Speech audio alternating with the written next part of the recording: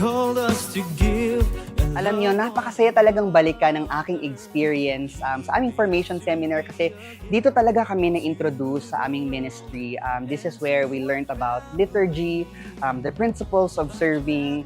Pero syempre, dito din kami nahubog bilang altar server nang dahil dito talaga na-establish yung mga ideals of an altar server. Lingid sa kaalamanan ng lahat, ang pagiging isang lingkod ng dambana ng Panginoon. Hindi to basta-basta pag-serve lang sa altar, hindi lang to papogi lang pag may misa, pero bilang isang altar server, dapat ikaw ay may ideal characteristics at yun ay reverence, piety, decorum, discipline, and respect. Alam mo, isa din na hindi ko makakalimutan talaga is yung, I guess yung informal part of the seminar. Diba? So, syempre, may mga talks tayo, may mga discussions, may mga activities. Pero yung hindi ko talaga makakalimutan yung moment na nagkaroon kami ng opportunity talaga na makilala ang isa't isa. So, syempre, sa una, medyo mahihiyain pa kami kasi hindi pa namin kilala ang isa't isa. Pero yung mga activities, yung mga getting to know you activities na yun talaga yung naging way or naging daan para kami po ay mas maging close. Doon lumabas yung kakulitan namin, doon kami nagsimula na magkwentuhan tungkol sa buhay, sa mga common interests, sa mga hobbies. So, yun talaga yung isang part na hindi ko makakalimutan. It's the formation of friendships. Doon talaga nagsimula yung masasabi kong brotherhood. Sobrang saya talaga yung naging experience ko. In fact, very memorable. Even to this date, 3-4 years after, talagang tumatak siya sa akin eh. Naaalala ko pa talaga siya as if it happened yesterday.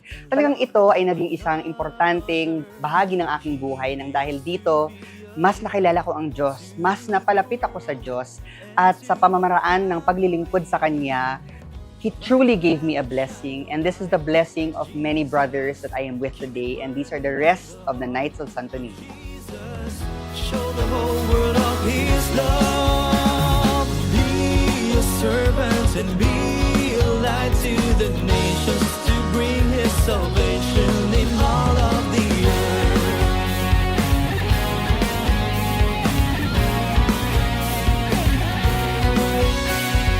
God has called us to serve, called us to give, and love one another. He made us to be a gift to the world and to our family. Light your lamp and shine your light like Jesus. Keep it burning like the heart of Jesus. Show the whole world of His love. Be a servant and be a light to the nations to bring His salvation in all of the earth.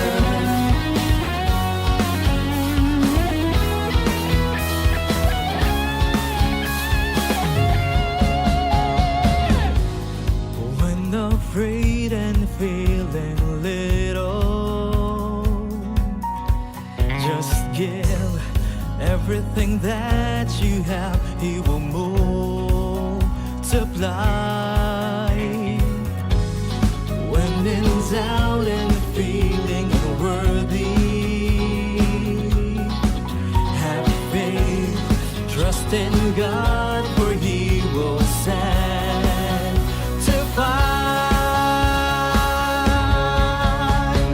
Be a servant. Maligayang pagbati sa inyong mga kapwa kong naglilingkod kay Jesus sa kanyang dambana. Ako po si Brother Iggy Cabael mula sa parokya ng Santo Niño de Cebu, dito sa lungsod ng Biñan, sakop ng Diocese of San Pablo. Naway tayo po ay magpatuloy sa ating misyon sa paglilingkod sa Panginoon at maging instrumento tayo at inspirasyon sa iba pang mga kabataan na mas mapalapit pa sa Diyos at maglingkod sa Kanya. Happy Altar Servers Month mula sa akin at sa Knights of Santo Niño, ang aming Ministry of Altar Servers. Viva! It Señor!